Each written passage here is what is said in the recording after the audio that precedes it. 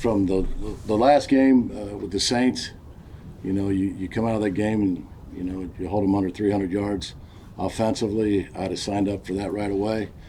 I thought we were very effective taking Taysom away from him with all the wildcat, and I think he was one carry for -1, and the other one was an incomplete pass, throwing the ball. I thought we limited Kamara, essentially from what he was doing before that, and they were very efficient with the football, and they made some plays on third down in the red zone, and the red zone was on third down as well. But overall, I thought that our guys, played their tails off, and the 4-minute stop we had there at the end of the game shows you the type of players that they are and teammates they are for each other. That they weren't going to quit until there were zeros on the clock, and with that, I applaud them for that. And we're getting ready now for a tough challenge on Christmas Day. So, you're going against an offense that, you play 11-on-11 football, and you have to defend every blade of grass, the same way you do against San Francisco, the same way you do against the Dolphins. And it's going to be a tough challenge for us. So with that, I'll open it up to questions. Have you figured out how to deal with them on 3rd and 1 or 4th and 1? I mean, everybody probably says, yeah. I mean, look at, what is it, a 96% success rate on that rugby? We're going to give it our best shot, so we'll see what happens.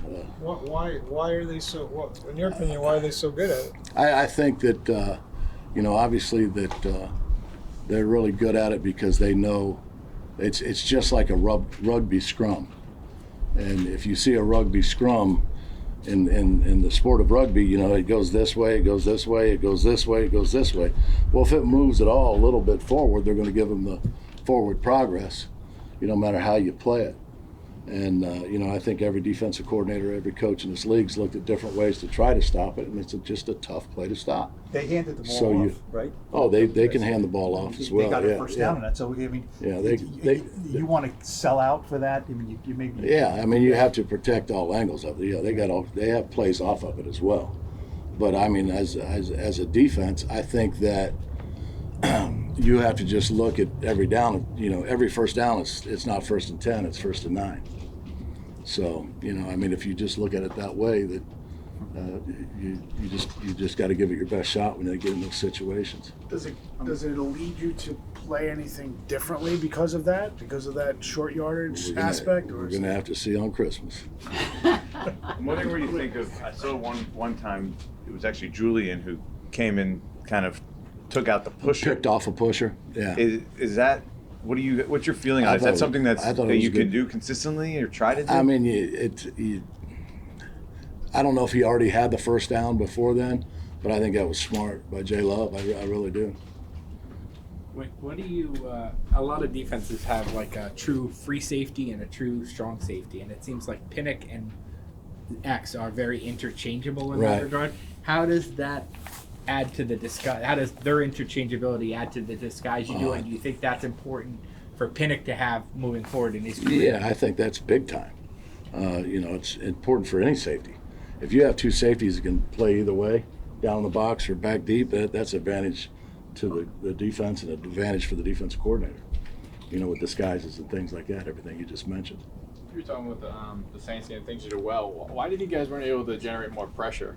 I know it's the answer that you don't want to hear is that, you give credit to them.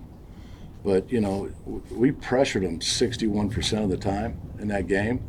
But he was getting rid of the ball in, 2.5 seconds. He was throwing off his back foot. He was just very good with the football. And like I said, very efficient. They were chipping our edges.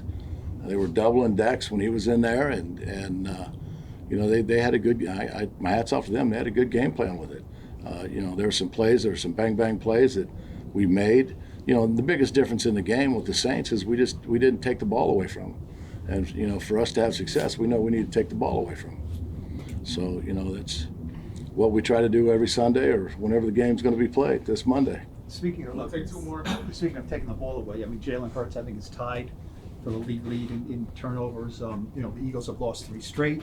We're hearing about how their offense is struggling. I mean, Do you look at that as this is a good time to get him, or do you look at that as, you know, I'm not buying into that? I'm not buying into that. It's look, you know, one of the biggest things, one of the greatest challenges of playing Philly is going against Jason Kelsey.